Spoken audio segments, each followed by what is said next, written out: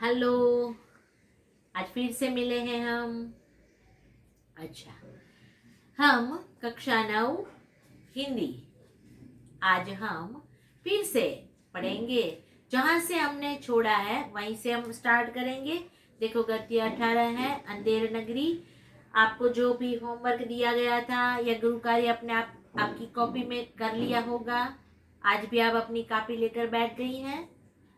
कापियां ले, फिर पेन पेंसिल और अपनी पाठ्य पुस्तक लेना मत भूले। आज हम हमारे नाटक का तीसरा अंक जो है उसे पढ़ेंगे। पेज नंबर है 86। हमने दोनों देखे। पहले में देखा, महंत जी अपने दोनों शिष्यों के साथ अंधेरी नगरी में चले जाते हैं।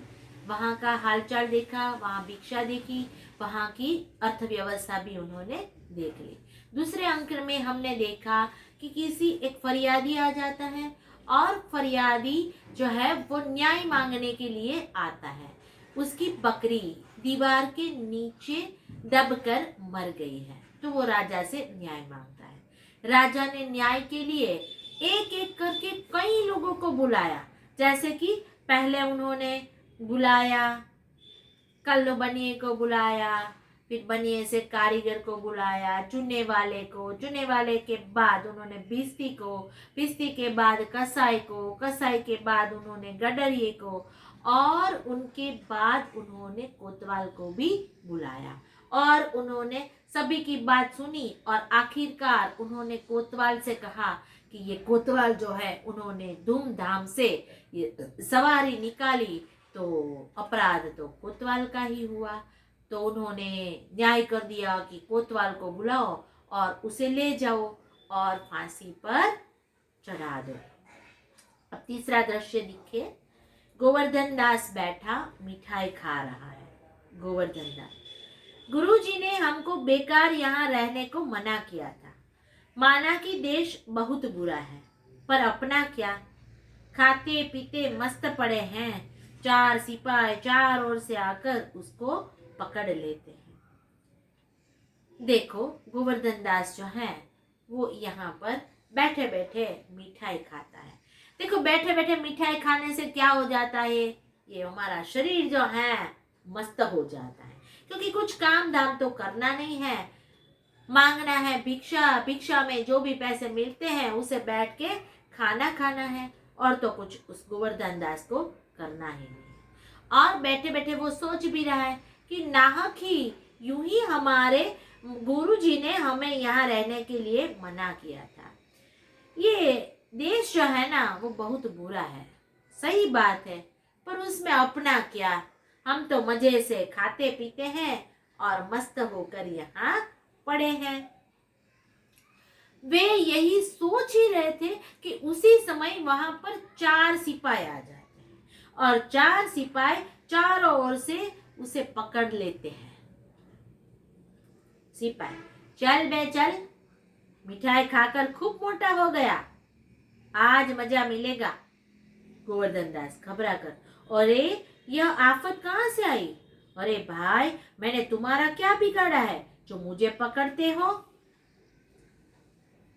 गोवर्धन दास जैसा सोच रहा था कि मैं तो खा पी के मौज कर रहा हूँ, गुरुजी ने यूं ही यहाँ रहने से मना कर दिया था, यहाँ रहने में क्या हर्ज है, देश भले बुरा हो पर हम तो मजे में हैं, ऐसा सोच ही रहे थे। उसी समय चारों ओर से 4 सिपाही आए और गोवर्धन दास को पकड़ लेते हैं। गोवर्धन दास घबरा जाते, अरे ये कैसी मुसीबत है? आफत, मुसीबत, ये मुसीबत कहाँ से आ गई? मैंने तो किसी का कुछ भी नहीं बिगाड़ा। अरे भाई, मैंने कुछ भी किसी का नहीं बिगाड़ा, तो आप मुझे क्यों पकड़ रहे हो? सिपाही, बात यह है कि कल कोतवाल को फांसी का हुक्म हुआ था। जब उसे फांसी देने को ले गए तो फांसी का फंदा बड़ा निकला, क्योंकि कोतवाल साहब दुबले पतले हैं। हम लोगों ने महाराज से अर्ज की, इस पर हुक्म हुआ कि किसी मोटे आदमी को फांसी दे दो, क्योंकि बकरी मरने के अपराध में किसी न किसी को सजा होनी जरूरी है, नहीं तो न्याय न होगा। गोवर्धन दास, दुहाई परमेश्वर की, अरे मैं नाहक मारा जाता हूँ, अरे यहाँ बड़ा ही अंधेर है, गुरुजी आप कहाँ हो, आओ मेरे प्राण बचाओ। गोवर्धन दास चिल्लाता है, सिपाही उसे पकड़कर ले जाते हैं। गोवर्धन दास, हाय बाप रे, मुझे बेकसूर ही फांसी देते हैं। सिपाही, अबे चुप रह, राजा का हुक्म भला नहीं टल सकता है। गोवर्धन दास, हाय मैंने गुरुजी का कहना न माना, उसी का यह फल है। गुरुजी कहाँ हो, बचाओ गुरुजी गुरुजी। देखो यह सिपाही तो जो है उन्होंने चारों ओर से घेर कर गोवर्धन दास को पकड़ लिया है। गोवर्धन दास घबरा जाता है और कहता है कि मैंने तो कुछ नहीं किया, भाई मुझे छोड़ दो, मेरा कोई भी अपराध नहीं है, मुझे क्यों पकड़ते हो। सिपाही ने बताया कि देखो बात यह है कि कल कोतवाल को फांसी का हुक्म मिला था, अब किसी न किसी को तो फांसी देना ही है। फांसी देने के लिए कोतवाल को ले गए।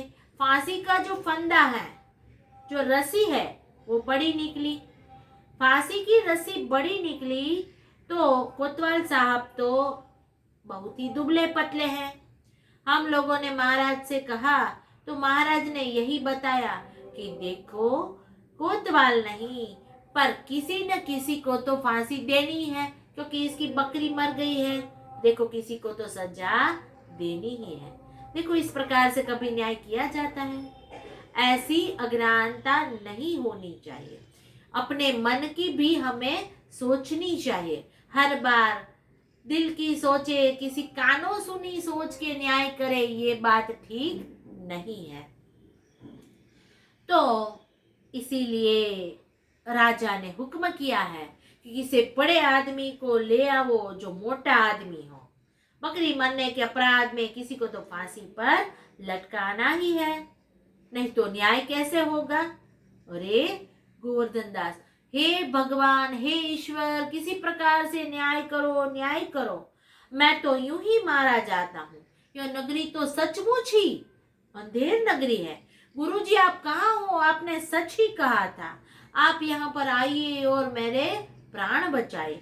जोर जोर से गोवर्धन दास चिल्लाता है और सिपाही जो है वो गोवर्धन दास को पकड़कर फांसी के फंदे तक ले जाते हैं। गोवर्धन दास, हाय बाप रे, मुझे बेकसूर को, मेरा किसी भी प्रकार का अपराध नहीं है, फिर भी मुझे फांसी पर जाना होगा। फिर जोर से सिपाही उसे बहुत ही डांटने लगे, अरे इतना ज्यादा क्यों चिल्लाता है, चुप रहे, राजा का हुक्म कभी टाला जा सकता है, उसे अनसुना नहीं करना चाहिए, चल चुप हो जा और हमारे साथ चल। गोवर्धन दास, अरे मैंने अपने गुरुजी की बात नहीं मानी, मुझसे बहुत बड़ा अपराध हो गया, यह मेरा इसी का परिणाम है, इसी का फल मुझे मिला है। गुरुजी आप कहाँ हैं, आप हमें बचाइए, आप आ जाइए गुरुजी, आप कहाँ पर हो। अरे बच्चा गोवर्धन दास, तेरी यह क्या स्थिति है।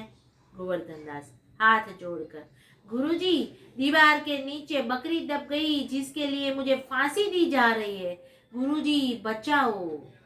मंत्र, कोई चिंता नहीं, भौं चढ़ाकर सिपाहियों से सुनो, मुझे अपने शिष्य को अंतिम उपदेश देने दो। सिपाही उसे थोड़ी देर के लिए छोड़ देते हैं। गुरुजी चेले को कान में कुछ समझाते हैं। देखो सच्चे दिल से याद करने पर ईश्वर भी हमारे पास पहुंच जाते। उसी प्रकार यहाँ सच्चे दिल से गोवर्धन दास ने अपने गुरुजी को याद किया और उसी समय महंत वहां आ जाते हैं। उन्होंने कहा, अरे बच्चा गोवर्धन दास, यह तेरी कैसी हालत हो गई। गोवर्धन दास ने अपने दोनों हाथ जोड़े, गुरुजी को प्रणाम किया और उन्होंने बताया कि हे गुरुजी, दीवार के नीचे बकरी दब गई, इसके लिए मुझे फांसी दी जाती है, गुरुजी मुझे बचा लो, मेरा तो कोई भी कसूर नहीं है। महंत ने, अरे कोई चिंता नहीं है। उन्होंने अपनी भौहें चढ़ाई, भौहें मतलब नैन, हम अपनी भौहें करते हैं ना ऐसे, क्या इसे भौहें से बातें करते हैं, उसे कहते हैं भौहें। भौहें चढ़ाकर सिपाहियों से कहा, अरे सिपाही सुनो, मुझे अपने शिष्य को अंतिम उपदेश देना है, आप इसे थोड़ी देर के लिए खोल दो। सिपाही ने उस गोवर्धन दास को थोड़ी देर के लिए छोड़ दिया। गुरुजी अपने चेले को, अपने शिष्य को कान में कुछ समझाते हैं। देखे क्या समझाते हैं महंत। नहीं बच्चा, हम बूढ़े हैं, हमको चढ़ने दो। इस प्रकार दोनों बहस करते हैं। सिपाही परस्पर चकित होते हैं। राजा, मंत्री और कोतवाल आते हैं। राजा, यह क्या गोलमाल है? सिपाही, महाराज, चेला कहता है मैं फांसी चढ़ूंगा और गुरु कहता है मैं चढ़ूंगा। कुछ मालूम नहीं पड़ता कि क्या बात है। राजा गुरु से, बाबा जी बोलो, आप फांसी क्यों चढ़ना चाहते हैं? महंत, राजा, इस समय ऐसी शुभ घड़ी में जो मरा सीधा स्वर्ग जाएगा। मंत्री, तब तो हम फांसी चढ़ेंगे। गोवर्धन दास, नहीं, हमको हुक्म है। कोतवाल, हम लटकेंगे, हमारे कारण से तो दीवार गिरी। राजा, चुप रहो, सब लोग चुप रहो। राजा के जीते जी और कौन स्वर्ग जा सकता है? तो हमको फांसी चढ़ाओ, जल्दी जल्दी करो। राजा को नौकर लोग फांसी पर लटका देते हैं। पर्दा गिरता है। चुने हुए बाल एकांकी। देखो, महंत ने अपने शिष्य, अपना शिष्य कौन है? गोवर्धन दास। इसी समय उस पर संकट आया हुआ है, तो वह अपने चेले, अपने शिष्य से कहते हैं कि नहीं बच्चा, हम बूढ़े हैं, हमें फांसी पर चढ़ने दो। ये दोनों के बीच बहस होती है। बहस होना मतलब चर्चा हो रही है। उसी समय वहां पर कोतवाल, मंत्री और राजा सभी आ जाते हैं। राजा ने बताया, यह क्या गोलमाल है, ये सब क्या चल रहा है? मैंने फांसी पर लटकाने के आदेश दिया था, तो आपने ऐसा क्या कर दिया? ये कौन है? ये मंत जी, आप यहाँ पर कैसे आए? सिपाही ने बताया, महाराज, चेला कहता है मैं फांसी चढ़ूंगा, गुरु कहता है मैं फांसी चढ़ूंगा। कुछ मालूम नहीं पड़ता, हम करें भी तो क्या करें। अच्छा, राजा ने गुरुजी से पूछा कि बाबा जी बोलो, आप फांसी पर क्यों चढ़ना चाहते हैं? मंत जी ने बताया, राजा, इसी समय जो इस शुभ घड़ी में, अच्छी घड़ी में, शुभ मुहूर्त में हमें भी जो भी शुभ कार्य, अच्छा कार्य करना है, तो हम भी मुहूर्त देखते हैं। जैसे कि शादी ब्याह करना है तो हम क्या करते हैं? हम अपने जो गौर महाराज है, आप गौर महाराज कहती हैं, आपके घर में जो पूजा, धर्म, ज्ञान आदि देने के लिए आते हैं, उसके पास जाते हैं। शुभ घड़ी कौन सी है, कौन सा दिन है, कौन से समय में हमें अच्छा कार्य करना है, ऐसा हमें सोचना है, उसे पूछते हैं, फिर हम कोई कार्य करते हैं। ये तो यहाँ पर भी बाबा जी ने बताया कि देखो, अभी शुभ घड़ी है, इस समय जो भी मरेगा वो सीधे स्वर्ग में जाएगा। स्वर्ग में जाना मतलब कि भगवान के पास पहुंच जाना। मंत्री ने बताया, अच्छा, तो हम ही फांसी पर चढ़ जाएंगे। कैसी नगरी है? अंधेरी नगरी, मतलब अज्ञानता से भरपूर यह शहर है। गोवर्धन दास ने कहा, नहीं, हम जाएंगे, क्योंकि राजा ने हुक्म हमें दिया है कि हमें फांसी पर चढ़ा दे। कोतवाल ने कहा, नहीं, हम ही लटकेंगे, हमारे कारण से तो यह दीवार गिरी थी। अब राजा का नाम क्या है? चौपट राजा उल्टा ही सोचता है। उन्होंने बता दिया, अच्छा, सब लोग चुप रहो, किसी को कुछ बोलने की जरूरत नहीं है। राजा के जीते जी कोई भी स्वर्ग नहीं जा सकता, तो हमें ही फांसी चढ़ा दो, जल्दी जल्दी करो, सब लोग हमें ही फांसी पर चढ़ा दो। और उसी समय राजा को सभी नौकर लोग जो हैं वो उसे फांसी पर चढ़ा देते हैं। और उसी समय पर्दा गिरता है। पर्दा गिरता है, मतलब कि यह जो नाटक है उसमें से हमें 3 अंक देखे, वो तीनों अंक जो है वो यहाँ पर पूर्ण हो जाता है। यह जो हमारा गद्य है यानी हमारा नाटक, यह नाटक चुने हुए बाल एकांकी से लिया गया है, तो इसे हम कहेंगे हमारा संदर्भ साहित्य है। अच्छा, अब आप सभी को इसके शब्दार्थ, मुहावरे, कहावत और साथ में स्वाध्याय आपकी जो बुक है वो बुक में लिखना है। चलो अच्छे से ये सभी स्वाध्याय आपको तैयार भी करना है। मिलते हैं अगले तास में। Bye bye.